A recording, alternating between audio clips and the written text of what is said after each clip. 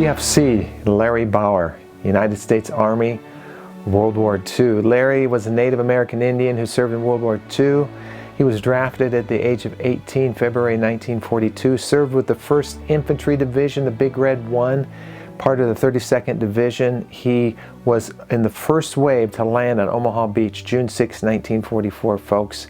Carried a Thompson submachine gun and tells a tremendous story of battle and what he went through. He also served in the Korean War. He's a decorated veteran of the military, and just Purple Heart. He's just no longer with us, but his story lives on forever. And I'm just grateful I recorded his story. I was in Las Vegas, Nevada, January 19, 2008. Larry, like I said, is gone now, but his story lives on. Brandon Glidden, I want to thank you for sponsoring this story, making it possible for others to learn about Larry Bauer's story.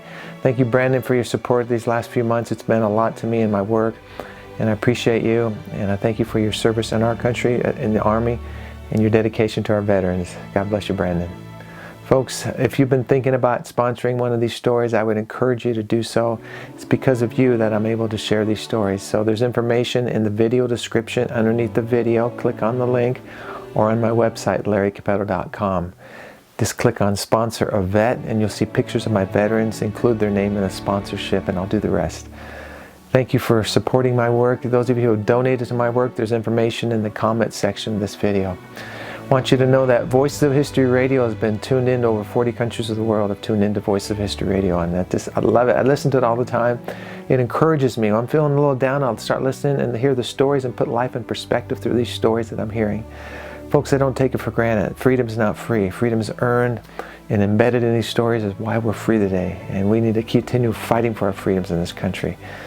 So I appreciate all of you supporting the radio station also, and just thank you for subscribing to this channel. Let's keep this thing going, folks. Let's build this network. Let's keep it going. These, like I said, these videos are not monetized, and there's no commercials on these videos. I think it's disrespectful and really dishonoring to our veterans. So let's continue to keep it like that.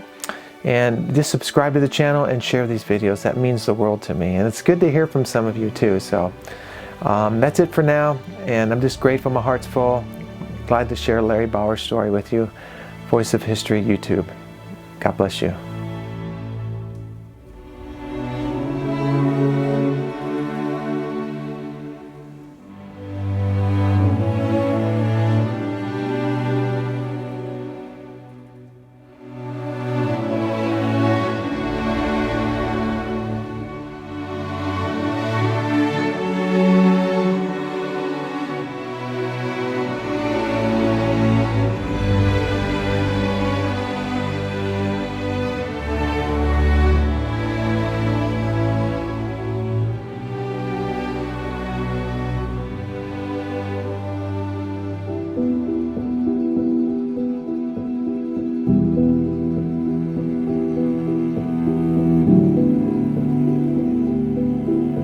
'42. 42. Were you drafted? Yep, February '42. Well, how old were you then? 18. Did you feel that same sense of duty to serve your country like everybody did? Well, I don't know. I can't be, to be honest, I can't say all I know is I've been in the Merchant Marine. I made a trip, as I showed you the photograph, and I made a trip to Europe before the war. Right. And we were coming back on the 6th of December. We were 102 miles off of Boston coming home. That's when the war started. Then in February, they gave us 30 days to get another ship. But in the meantime, they drafted myself in February of '42. Tell me where you were and how you heard the news about the Pearl Harbor attack. On December the 6th, at about 3:40 in the afternoon, I was on the merchant ship coming back from Europe, and a U-boat popped up next to us and told our captain to tie down his throttles and get into Boston as fast as he could, because there was going to be something going on the next morning. And that's when we heard it. 49 ships were sunk off the East Coast that day. And as we could see the sea buoy from Boston. And as we saw the sea buoy, we heard a bang behind us, and the shell went over and hit the sea buoy, and this U-boat came up alongside of us, gave us 3 toots on the horn, and went hard port and down the coast, and that was the first day of World War II, December the 7th. Where was that again? Just off Boston, Boston. Massachusetts. Yeah, we were coming back from Europe Now, where were these ships sunk, did you say? along the East Coast. What happened again? It was December the 7th. The Germans were torpedoing the ships off the East Coast because they were all running with their lights on. Nobody knew the war was on. Okay. We were lucky. We got people got the wrong impression of the U-boats. You went over to Europe. We went to England, yeah. What year was that you went over there? 1941, Okay. So in the winter. now, you were in the Army? No, I was in a merchant marine at that time. Okay. Tell me about when you went in the Army. I was drafted in the Army in February the 10th of 42. Okay, let's talk about that.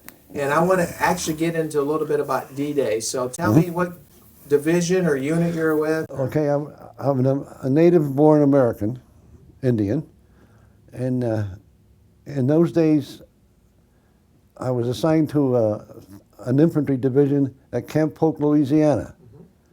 And I had to wait until August to get there because they wanted, the divisions were square in those days. They're three now, but and everything had four, so we had to get 48 American Indians in this platoon of intelligence and reconnaissance, which how I got in that I'll never know.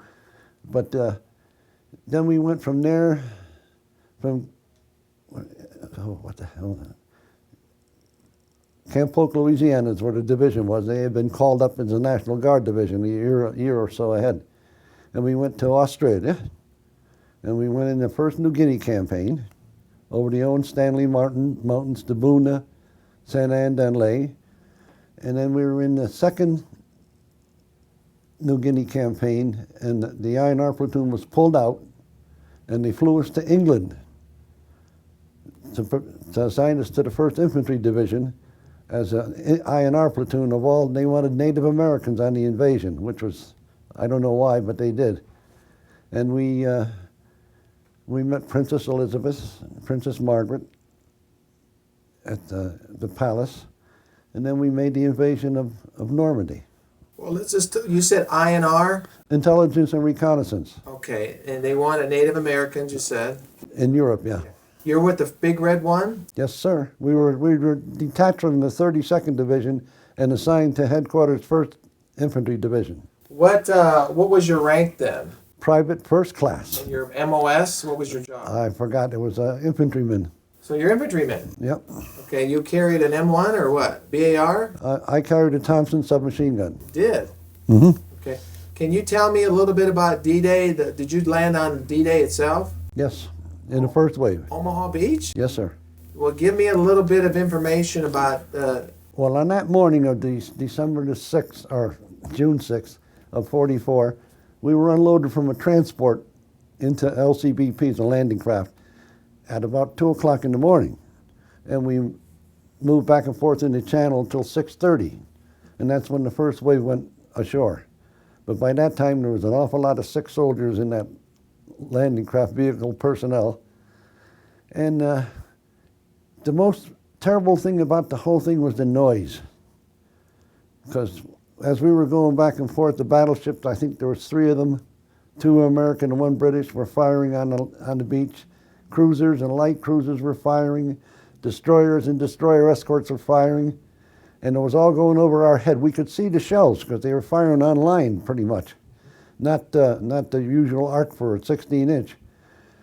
And then at about 6:30, we turned and headed for the beach. And we got about 100 yards off the beach, and the shelling stopped. And there was a complete silence for about, I guess, maybe 5-6 minutes until the Germans came up out of their holes and started shooting back. And we were in the westernmost boat landing craft on Omaha. That would be towards the Atlantic. And then... Well, tell me about the landing. I mean, you're in a Higgins boat. Are you at the back of the boat, the front of the boat? Do you remember where you were? I was about 2/3 of the way back, luckily for me, because when they dropped the ramp, an 88 shell hit the ramp. And the first 30 soldiers didn't get their feet wet. They just died on the spot. And it blew the rest of us over the sides or wounded us. So I got blown over the side on the port side, and I had a 60-pound pack and maybe 105 rounds of 45 caliber ammunition in the Thompson and the steel hat, and I lost everything because we were in about 8 feet of water. If I'd have kept it, I would have drowned. But I made it on the beach. I picked up a Thompson from another dead soldier, pardon me, and ammo, and I was only on the beach an hour and a half, and I got wounded 3 times. And some colonel said, "Soldier, get in that boat and get out to the LST." They had LSTs were like MASH units. They were medical. That's all they did was bring wounded to them, and if they could patch them up, send them back to the beach. If they couldn't, I came home on the hospital ship Hope. There was Hope, Faith, and Charity were the 3 hospital ships at that time. Big white ones with big red crosses on the side. And about 2.5 days out of Europe, I came to a little. You know, I've been doped up pretty bad, and I got the shakes. They called it combat fatigue, but I was just thank God I'm alive. And I was still only 18, almost 19. I would have been 19 in September. I've talked to quite a few people that were at Omaha, the invasion, and your story is amazing. You're saying hour and a half on the beach, wounded 3 times. Was it machine gun fire, artillery? I have no idea. Tell me about what you felt and what happened when you were... I didn't even know I was hit. Because okay. I hit in the inside of my left thigh, and inside of my left, about halfway between the waist and the joint, and under the left arm. And I didn't know, they were pretty bad hits, but I didn't realize it until this colonel said, "Soldier, you're bleeding." And I looked down, and from here down, from my thigh down on my left side was completely bloody. So he put me on LCBP and sent me out to the aid station, whatever you want to call it, like a MASH unit. So when you landed, the first wave, your 88 hits the ramp and 30 guys were killed probably. Yep, and then exactly. You were blown over. I mean, is it like slow motion, all this stuff happening, or was it chaotic, or what? It was intolerable to believe. You didn't know what you were doing. All you knew was you were supposed to get on the beach, get up to the end of the beach and support the troops coming in. We get the wire out of the way, but I had 105 or 106 rounds of 45 caliber ammunition, and I fired them all. I don't know what I shot at. I know I shot at the other side of the beach. I don't remember if I hit anybody or if I aimed at anybody, but I just laid down fire as I was supposed to do. Because we were all young kids, fresh, 18. I think the average age in the first wave was 19 years and 4 months. And 7,500 died. That's what's bad. I still remember it. The noise was tremendous from the ships firing on the beach. And then to go from all that noise to nothing, you couldn't hear. You thought you were deaf. And we really, actually, were partially deaf, I guess, from the concussion of the shells going over and then the Germans shooting at us. And it was just a bad day all around. So you weren't on Omaha Beach very long? About an hour and a half. Yeah. Wow. How about maybe the night before the landing? Were you guys anxious? Was this your first time in a major combat? No, I'd been in combat in New Guinea. Okay. A campaign and a half. Okay. With the 32nd Division. Yeah, I see that here. Okay. Now, did you get a Silver Star? Yes. On where? Normandy or? Yes. Now, but you weren't there very long. It doesn't make any difference. Can you tell me the citation? What happened? No, I can't, to be perfectly honest with you.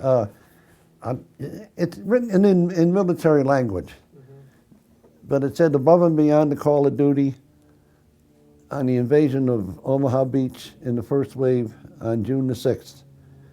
And some colonel put me in for it on the hospital ship. You don't even know what you did? No, I didn't do anything that anybody else didn't do. But I managed to be one of those that survived, I guess. Did you help any wounded people before you were injured, or? I don't remember, to tell you the truth. All I know is my job was to get that 45 caliber ammunition into these bunkers, or in the general vicinity of the bunkers. And I was only a kid. I really didn't know what I was just doing what I was told. Do you remember, I mean, this was a long time ago, but when you were going in on that Higgins boat, you said men were sick. Oh yeah, well we've been wallowing around in the channel from about 2:30 in the morning until 6:30 for 4 hours, going back and forth, and those that didn't get sick got sick because you were standing ankle deep in it, in water and vomit and feces and everything else that could happen to a human being when they were frightened. And there wasn't a hero on that boat. Everybody was frightened. And all American Indians. There was, let's see, Joe Rattler was an Apache. Lansing Smith was a digger from Catalina. Bobby Strasher was a Plains Sioux. Harry Adler was an Allegheny. We had 48 Native Americans. And we were kind of like a showcase platoon because they didn't take into consideration they wanted this platoon of American Indians to be everywhere at the same time. Impossible. But only 6 of us survived that day. And there's 2 of us left now. That's an incredible story there, Larry. Now, did you receive a Bronze Star too? Yes, I stayed in the service for 31 years. So I got a Bronze Star and 3 Purple Hearts on D-Day, and the Silver Star. And then I got another Silver Star in Korea. Now, in Korea, did you fight in Korea? Yes, sir. I was counterintelligence special agent. What part of Korea were you in, or whatever? From the Pusan perimeter to the Yalu River. Did you get in combat? Yes, sir. We had an outpost on the Yalu River when the Chinese came across the river on the ice, and that's when we ran and blew up the outpost and came across the Shoten Reservoir. You came across the Chosin? Yes, and the Marine second lieutenant said, "Where are you guys running from?" He said, "The Chinese are coming." He said, "No, they're not." And about that time, they came over the hill, banging on the drums and blowing the bugles, and millions of them, it seemed, like ants. And when the lieutenant turned around and asked us who they were, we weren't there anymore. We went, where the heck was it? Wonju? Anyway, where the evacuation took place. But we were held and given dynamite and C4 and C3, and we blew the whole city up at the same time. And we were the last 12 guys off that beach. And I'll tell you, it's another frightening day in my lifetime. I've had many of them. You gonna tell me another one, you said? Or that was one right there? Yeah, and then I'm trying to think. We were sent down to a place called Kojido, which was a prisoner of war camp for the Koreans and Chinese. And our job was to interview the prisoners through an interpreter and determine whether they wanted to stay south or go north when the armistice came, because it was coming pretty soon. And I would say maybe 8 out of 10 said they would stay in the south, only because the interpreters were mistreating them. And you get hit on the head on enough times, you're going to say yes. Now, in Korea, you were with the Army, right? Yes. Okay, and counterintelligence. and I'm sorry, did you say you fought at the Chosin Reservoir, or you just went by it, or whatever? We kind of backed up the troops that were coming out. We were up in the hills running for the port so we could get off the North Korea and down to South Korea. But it was cold and miserable and rotten. But it was not the. It's funny, you know, infantry soldiers are funny people. They know what they're doing, and they know somebody's got their back, and they know they've got somebody else's back. there's nothing closer than two infantry soldiers in combat, not even a husband and a wife or a brother and a sister. You're closer to this person than you'll ever be to anybody else in your life when you're especially on the beach at Normandy. You look for your buddies and you cover them and they cover you. And that's all an infantry soldier is about. And they're the least talked about and the least honored part of the military service in any war they've ever been in. Because when it comes right down to the nitty-gritty, it's the dog-faced infantry soldier that either wins or loses the battle. Or it wins or loses the war. It's not the Air Corps, it's not the Navy, it's not the Marines. Everybody helps, but the Army Infantry is the unit organization that does the work. When nobody else can do it, they do it. What was your rank during Omaha Beach? Private? Private, yep. And then you were evacuated, you healed up, and you went back? Well, they sent me to Staten Island, to a hospital, a military hospital on Staten Island, which was mainly for those who were not going to survive and those who had a good chance. Okay. And then what? How did you end up in the Pacific? Well, I met a lovely lady who was a USO lady. Her name was Shirley. And I met her in August, went on recovery leave or something, whatever they call it, for supposedly 90 days, but we got married in September. And when my leave was over, I reported to Fort Devens, as I was supposed to, and they asked me where I wanted to go, and I said I wanted to go back to my original organization, and they were on Lady at that time. So I went to Lady, and I fought part of the campaign on Lady as an infantry soldier, and 2 campaigns on Luzon. And this is ridiculous. People will say this never happened. But in the first Army combat in World War II was on New Guinea. And we fired the first shots the Army fired in anger in World War II. We were on the line the day the war ended, halfway between Baguio and Apari on Luzon. And we fired the last shots fired in World War II. Now you figure between 42 and 45, that's an awful lot of bullets being shot around. And Now, how do you determine the last shots? I mean, how do you determine that? well, we were on Highway 11 going from Baguio to Apari, chasing General Yamashita and the remaining Japanese troops. So we were an I&R platoon. We were always out in the front, finding intelligence or doing reconnaissance. And the day of the war was, I think it was August the 15th or 16th. I think it was the 16th. I'm not sure. Anyway, the last day of the war, we had a kamikaze attack. They were coming across this little brook to try to kill us, and we were trying to do the same to them. And this lieutenant comes running down and says, "Stop shooting, the war's over, the war's over." And Harry Adler turned to him and said, "Don't tell us, Lieutenant, tell them. We know it's over, they don't." And they didn't. Nobody had told the Japanese the war was over, but we did fire the last shots in combat in World War II on Highway 11 between Baguio and Apari on the wonderful island of Luzon. But you don't think anybody else was firing anyplace else? No, Yeah. because this was the next morning after the war was officially declared over. Oh, they were shooting into the sky. We could hear the firing all around us, but nobody told the Japanese. That's an amazing story.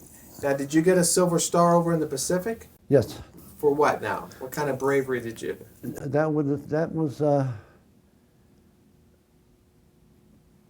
when we were on the Yalu River on the bug out. In Korea? Yeah. Can you tell me what happened?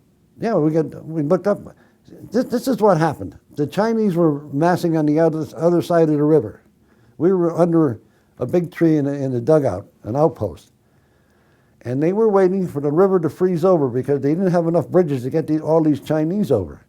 So when the river froze over to about 18 inches, they started coming across.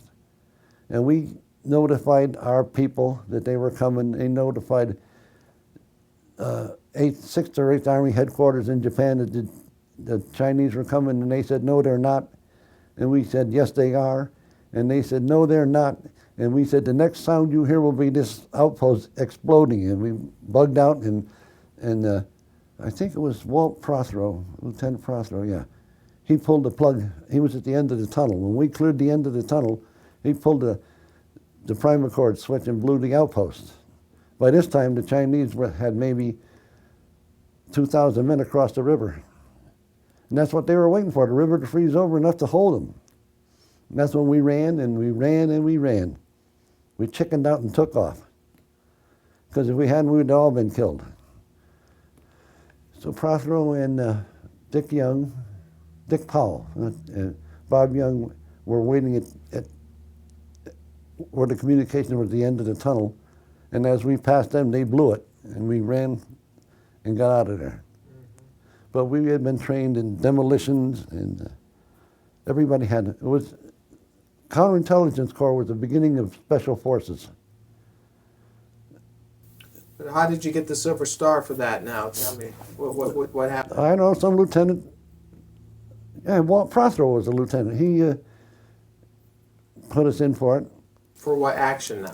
For holding the Chinese army off until the headquarters in Japan could get enough troops in there to help out. What, were you shooting with a machine gun, you remember? I had I had an M1 then. Finest weapon in the history of mankind. Better than what they've got now. Because you could take the M1 at 1,000 yards and hit somebody in the eye. You can't do that with the weapons today. So you held off some Chinese before they broke through, or what? Yeah, well, we had charges set along the bank of the river. And when we blew the outpost, we blew those charges, and we should have put them in the ice and blown the ice, and they never would have got across, but who knew? What a conflict that was in Korea. I mean, Well, yeah, it was terrible. Well, we were on the western end of the Pusan perimeter. I'll explain this to you. I was resident special agent for counterintelligence in Fairfield County, Connecticut. And when the war broke, they called all of us in to Seattle. Issued us uniforms because we were working in civilian clothes, and issued us uniforms, and we flew from Seattle to Alaska, and Alaska to, I'm not sure it was Midway or not. It might have been, and refueled and went on to Japan, or to Korea. And we were the second unit arrive in the Pusan perimeter, and I think there were 92 or 96 of us, and only 4 had any combat experience. The rest were all had been in Europe or during World War II. Some of them were new people. So we anchored the line at Masan in Korea until the 96, I'll say roughly 90. 90 guys set up this perimeter at the west end of the Pusan perimeter. And when we were relieved by the Marines, we were relieved by 3 infantry companies of 150 men each. And 450 men took over for 90 dumb army soldiers. Thank God they were there. now you fought in Vietnam, or you just served during that time? I was in Laos and Cambodia. Okay. But our base was in Vietnam at, what the heck was the name of that place? Dong Hae. Why did you stay in the military for 31 years? I loved the military. I had a big investment in it after World War II. Parts of my body were in Europe. Parts of my body were in the Philippines. Parts of my body were in New Guinea. And parts of my heart were in all 3 places where my buddies had been injured or killed. So I talked it over with my wife, and she said, you do what you want to do. So I stayed in. When you say parts of your body now, explain that. Blood or just? Blood, tears, sweat, fear. Do you have any problems today from the war, injuries or? Physically, yes. I have some bad knees, but they're artificial now, from jumping out of airplanes. That's what we had to do when it was counterintelligence. And in when we became attached to Special Forces. We were a Delta unit, and we had to have parachute experience, so we did. They sent us to Japan, and we went through jump school in 7 days. Did I ask you where you were when Pearl Harbor was attacked? Did I ask you that question? Yeah, we were just coming into Boston Harbor. Got that, okay. Got that, okay. You've got quite a story here. Have you ever told this story before? No, No? just to my family. Yeah. You know. Now, did you hear about my work in the newspaper? No, that's the fellow that Michael told me about it. And you felt like maybe you'd like to share your story, or? Well, I thought maybe you might be interested in it. Well, I think so. Yeah, you bet. Because I'm a survivor. Since I retired completely in '78, I've had lung cancer, part of my lung removed. I've had stents put in my heart because that main artery was blocked. I've had one knee replaced. I had 2 artificial knees, and one had to be replaced. I have cancer of the prostate right now, but it's not active, I don't think. But I'm a survivor. I'll be around for another 10, 20 years. Good for you. In here. I don't know if I'll be able to do it down here, but this will be still alive. Good. See, now I've lost my wife. My son was a West Point graduate, and he's gone. He retired as a colonel. What do you mean he's gone? He passed away. Oh, did he really? Yeah, from cancer. My wife died from brain cancer. And I lost a twin brother on D-Day. Tell me about that. Where was he and what happened? He was he originally he was a pilot. Originally trained and was sent to Africa. And he flew fighter planes out of Africa, P-38s and I think P-40s. Then he flew out of Italy. And then they transferred him to England, and he was flying P-51s to back up he was strafing behind the lines on D-Day. And I remember seeing this P-51 fly into an 88 shell. And I found out later it was my twin brother. So we've lost a few. Lost twin grandsons in Vietnam. No, in Iraq. I get my wars mixed up. There have been so darn many of them. You lost a couple of grandsons in Iraq? Twin boys, yep. Killed? Yep. Let's see, their names were Matthew Peter and Matthew Paul. Their father was a very religious man. Well, how did they let both of them go serve? Well, let's see, Peter was a chief petty officer, hospital corpsman, Yeah. assigned to a Marine unit in Iraq. Yes. And Matthew was a aircraft engine mechanic, not jets, reciprocal engines. And he was assigned to a helicopter unit. So Matt was with the Marines on a long-range operation, and they got them all 14 of them, killed them all. And Peter, number 2, I call them 1 and 2 because when they were kids, I used to mark their heads 1 and 2 so I'd know who was who with a felt pen. And their mother thought I was nuts.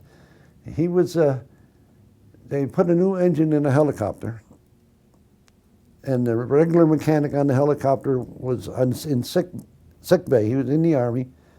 So Matt went on the flight as a mechanic, and it got shot down. So within 6 months, I lost the 2 grandsons. Where do they live? Where do they live? They lived in Cape Cod, in Massachusetts. My daughter's...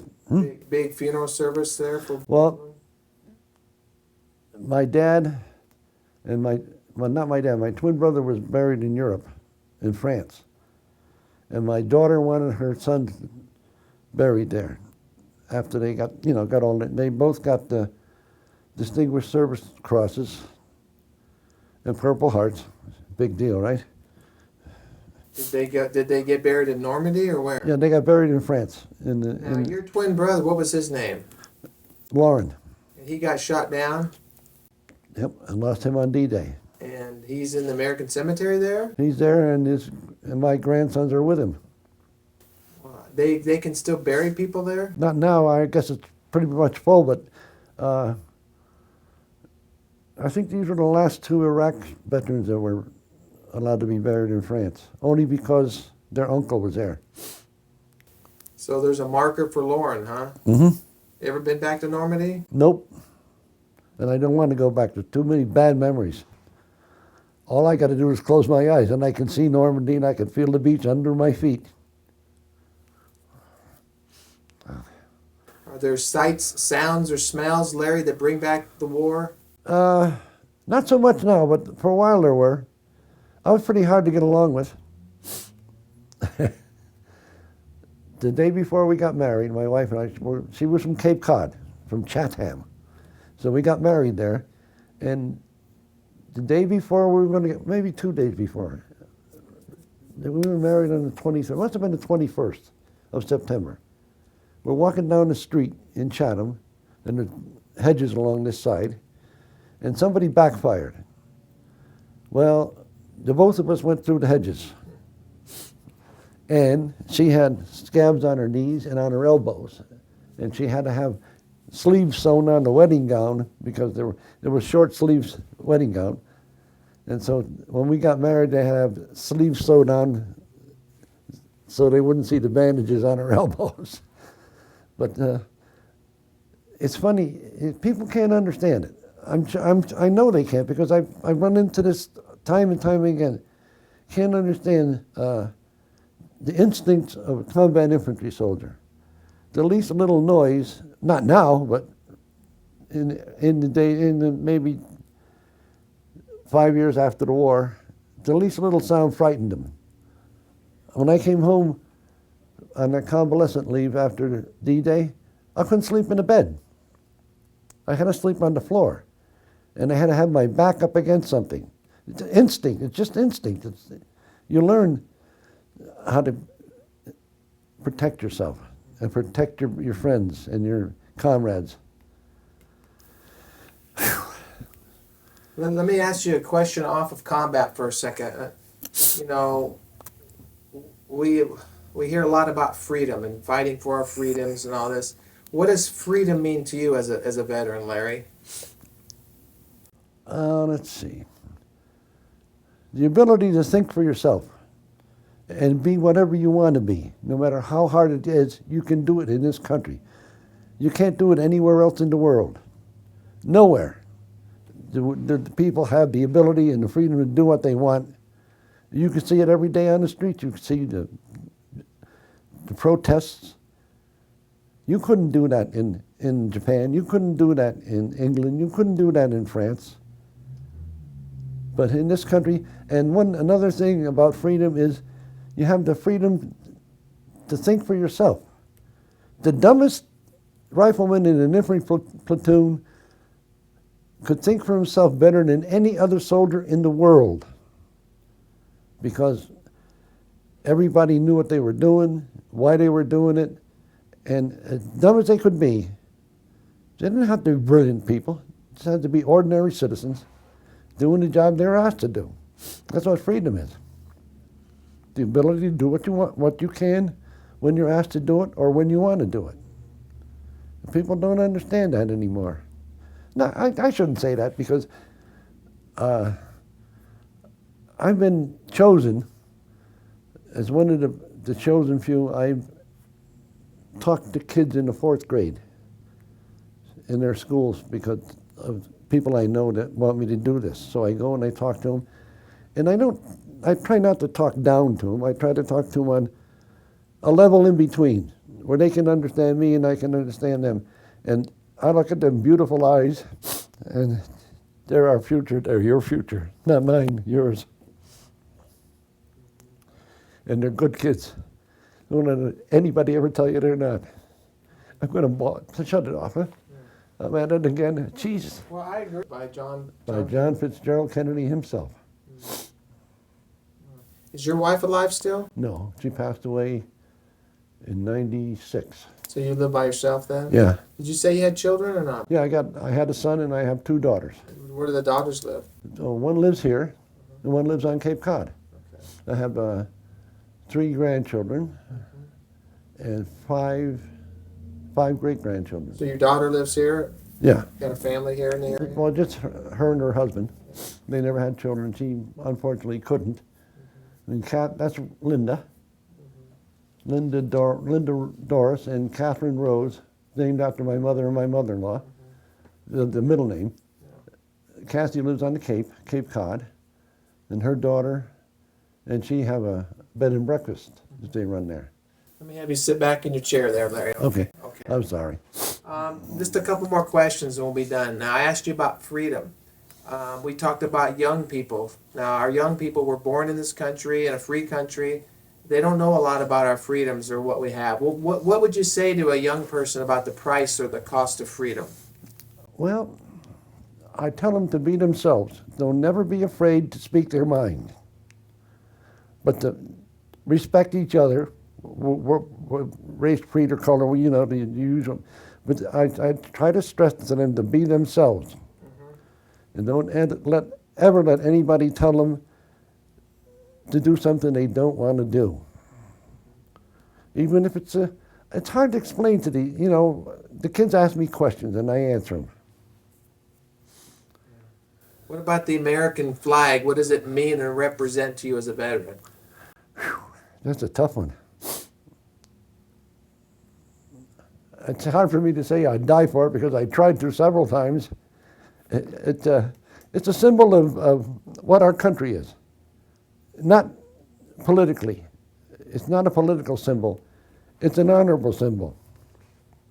And we have to respect that because that's our, everywhere in the world, that flag is known as the United States. And people learn to love it. I'd die for it. I tried to several times, but they wouldn't let me. That's good, yeah. I mean, you've been through a lot of things. You've lost a lot of family, friends. I mean, how does a person end up in your position in life and you seem to have a good attitude? How do you get through all those hard times? You have faith in God or you're... No, I'm an American Indian. Our religion was Father Sky, Mother Earth, and the four winds. It's the same as Christianity or Hindu or whatever. We all worship the same kind of a God. We worship it in a little different way. But I can tell you this, that I'm from the Mohawk tribe in New York State. And Joe Rattler was an Apache from southern Arizona. And he had the same gods I had. And these two tribes never ever talked to each other or even knew the other existed. But they worship Father Sky, Mother Earth, and the four winds. But I mean, you lost your brother, you lost your son, your wife, I mean, your grandsons. How do you get through all that? I'm an infantry soldier. That's how. You learn that in the first day you're an infantry soldier, you learn that people are not going to be around all the time. I'll give you an example. The Second New Guinea campaign, we got, in our squad of 17 people, we got 6 replacements because we lost 8 people. And I can remember the day we got them. One young man, I was what, almost 19. No, 18. And the young guy, who probably older than me, came over and said, my name is, I said, listen, pal, we're going into combat tomorrow. If you're here a week from tomorrow, come and introduce yourself, and I will hug you and kiss you. Because by this time we knew that if you got 10 replacements, you're going to lose 6 of them, period. To wounds or, KIA or MIA.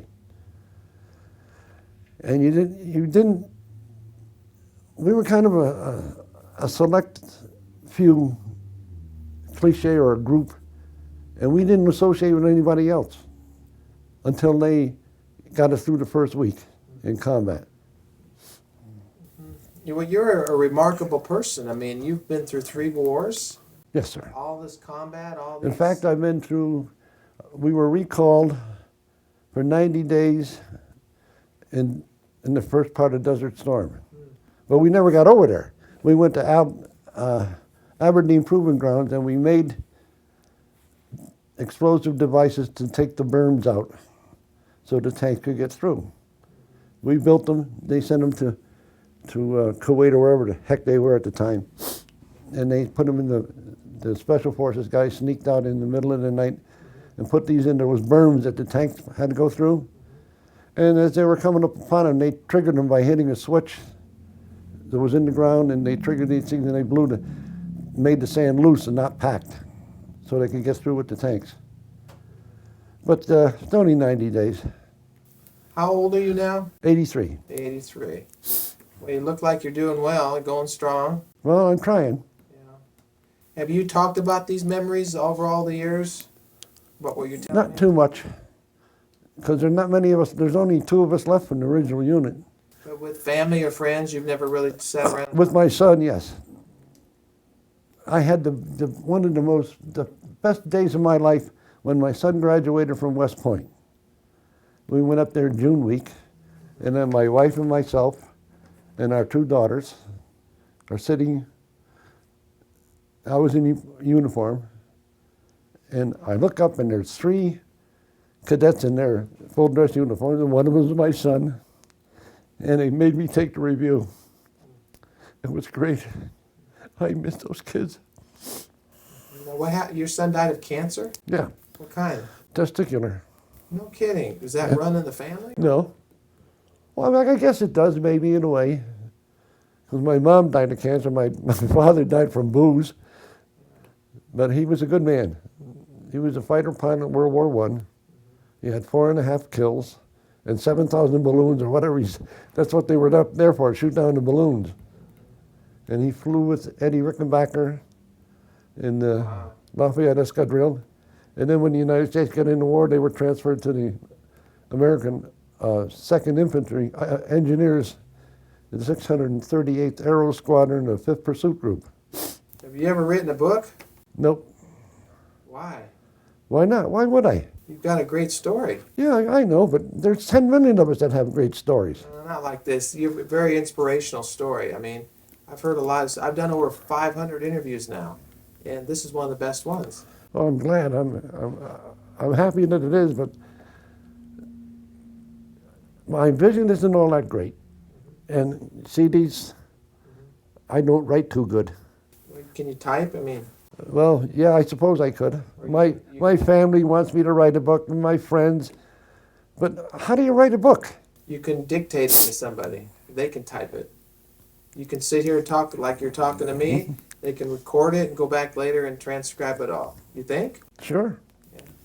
Call it the Larry Bauer story, or No, I'll tell you when this is over what I would call it, because it was my call sign in Vietnam. yeah. See, my friend, what the hell, Walter Winters, the second, and he was flying L5s, observation planes, and giving us targets, and we were in special forces, and his call sign was WW2, because he was Walt Winters the second, and Mike, you might want to shut this off. Why? Because my call sign was Numbnuts. And everybody in Vietnam wondered who Numbnuts was. Wherever I went, they say, hey, you're in Special Forces, who's Numbnuts? Right. And I never told them it was me because it was none of their darn business. But we had to, see, you had to have a special kind of attitude. I'll give you an example. We shot up the post office in Manila. And when we were in Baguio, getting ready, going towards Apari, we stumbled on a Japanese encampment in the middle of the night. And we captured 3 colonels and brought them back. And they gave us a case of beer and a 3-day pass each, 3 of us. Myself, Harry Adler, and the kid from Texas. I can't remember his last name. Anyway, so what do? We hitchhiked down, we take the case of beer. We got a 3-day pass. We're 360 miles from Manila, but we went to Manila. We're walking down the road with the beer on our shoulder and drinking beer, and one of those big old command cars goes by, and it's got 2 white stars on it, 2-star general. And it stopped. And it backed up, and we came to attention and saluted. And the general said, where are you guys from? We told him. He said, where are you going? We said, we're going to Manila to see the places we shot up when because we were in intramurals, the walled city, for 27 days. And streets not as wide as this room. And squad on this side and a squad on this side. And we would cover them, and they would cover us. Yeah. So we get down to Manila, and we come to the post office, and I'm standing on Harry Adler, I weighed about 140 pounds, I was 5'10". Harry he played guard for the Philadelphia Eagles before World War II. He weighed about 260, about 6'5". So he's good for me because I could hide behind him when the shooting started. But I'm standing on his shoulders, and we got a can of paint, and I'm making circles around the bullet holes in the wall. And the Red Cross had taken over the building, only we didn't know it. And the Red Cross lady comes out and has us arrested. So we're filthy dirty, old fatigues, no combat boots, just shoes. And we hadn't had a good bath in maybe 4 months. You know, take them in the shower, in the streams, and because we've been on the line. And so finally we get to the provost marshal, and we look at him, he's got the red arrow patch on his shoulder, 32nd Division. And that's what we were in. He said, "What are you guys doing here?" And we told him, he said, "Well, I'm going to get you to the edge of town, leave Manila, and don't ever come back." And we didn't. And we got back, we were gone 11 days instead of 3. Mm-hmm. So they busted us from private first class to private. You know, looking back on your life and all the combat and all these experiences, was there a highlight of all that? I mean, what was the highlight of it all, or was it just all there? I mean, well, the highlight of my life really was my wife. Period. Nothing before and nothing since. That was the highlight. Everything I did for her and me and our kids. do you think much about World War II anymore? Is it something you think about? Not too much, but once in a while I do wake up in the middle of the night and sit up and wonder, where in the heck am I? Because I can hear the noises, I can hear the screaming, I can hear the laughter. It's all part of life. You gotta live it. You gotta live through it to understand it. The average citizen doesn't know how much these kids are given today for them. They're all volunteers, every one of them.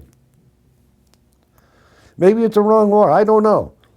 But it's not their decision to make if it's the wrong war. Their decision is to do what they're ordered to do because they volunteered to go into the Army or the Navy or the Marines or whatever.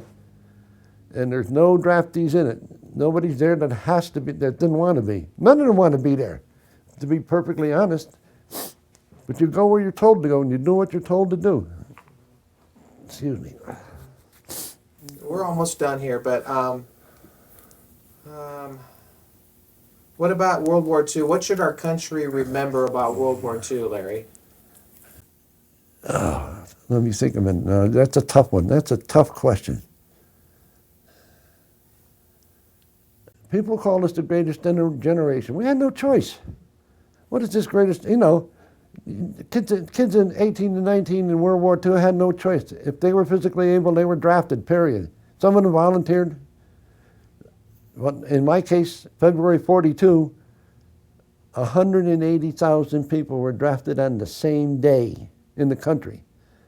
And they weren't prepared to take them. We went to places like Fort Evans, and we had to sleep in the parking lot in February, because there wasn't any buildings. We went to that stupid place in Louisiana. Fort Polk? Camp Polk, Louisiana. It wasn't a fort then, it was a camp. And it was a building on stilts in the swamp and tar paper. The boards were like this. And then they tar papered the outside. Huh. And at night you could hear the alligators underneath the building. You could hear the animals and everything. And then I laugh at a lot of things now because they were funny, but they weren't then. We went to Long Beach from there. No, first we went on the train to Fort Dix from Camp Polk, Louisiana. And we got to Fort Dix and there was no place for us, a whole division come rolling in. So we got all our equipment together. We drove to Boston. And I was in the 32nd Cavalry Troop at the time. And my folks lived on Route 1 in Connecticut. Yeah. And my mother looked out the window one evening about 6 o'clock, and there was 2 half-tracks pulling in the driveway. That's crazy. And then we went to Boston. They sent us to Fort Devens. Well, we can discuss a little bit in a bit. I need to finish the interview. Okay, go ahead. At the end of my interviews, I always ask the veteran, if you want to put your hat on, to give me a salute into the camera. So when I tell you, Oh, okay. can you do that? You can put the hat on now. Uh-huh. But when I tell you, I'm going to have you look into the camera, okay? Yep. Then I want you to give me a salute. Okay, Larry, go ahead. All right. That's a good one. See what I want?